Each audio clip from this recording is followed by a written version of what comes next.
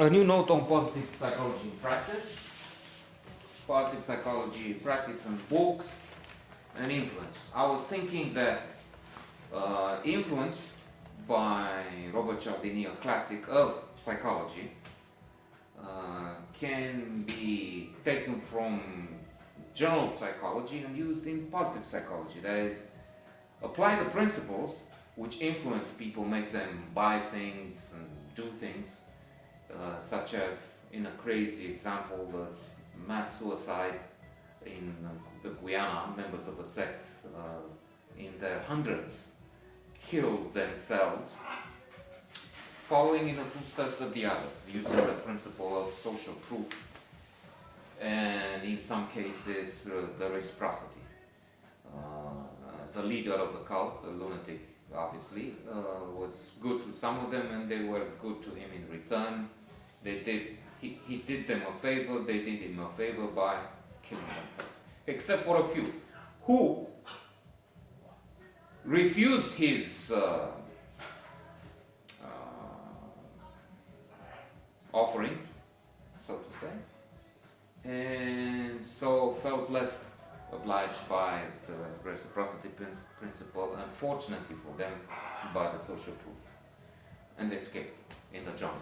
And then to life in America, from where they went en masse from the west coast to Guyana. Enough of that, and the idea is not to use the principle for such murderous deeds, but on the contrary, to use reciprocity, liking, the principle of authority to convince people of the good of positive psychology. The ultimate goal, the ultimate achievement will be to do that on a level of the country, which Bhutan is doing, by the way, and other more developed countries in economical terms are trying to do. There's more and more talk about the need to measure other things apart from just economic standard. It's not all about the money, especially given that in some countries Luxembourg has passed the point where they have $100,000 or euros income per head. So, I mean, not everybody has 100,000, some will have millions, and others a little less, and Luxembourg is so tiny, it's not an example. Bhutan is also not that big, but it's wonderful and encouraging to read that the whole country, Bhutan, wants to measure the level of happiness in the country. Not GDP, but let's call it GHP, gross happiness product. And they have had experiments in a neighbor, Nepal, with television. They only introduced television in 1999, and they saw the effects. Also, they could measure on a large scale the effect of advertising, and that's not too good either. And so we know some of the things we can do. And I was thinking, reading through Influence, that we could have people in authority, the doctors. We tend to respect authority, even if sometimes it's just actors playing doctors who sell coffee without caffeine, for instance, in an example given earlier. And try and change the well-being, life satisfaction of, if not the whole people, important segments of the population. We'll see how that works.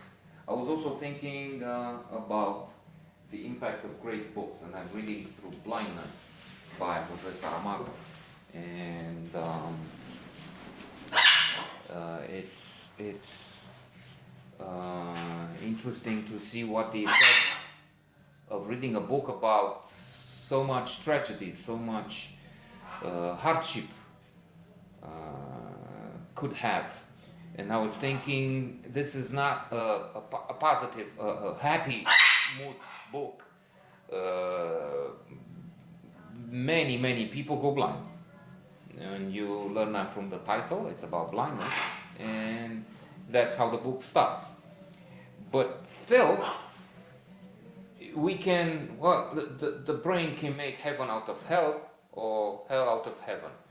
And you can look at the example of what can happen after all this is fiction, alhamdulillah, and say, well, I'm so happy. I mean, I can see. Of course, going deeper is a need, you find an urge, a need to see better, to understand better, because blindness stands for the fact that we vote so bad, we vote for the Donald, some will go for Le Pen, another Duterte, Maduro, other fucked up individuals. And so we need to wake up and see, but that is really see.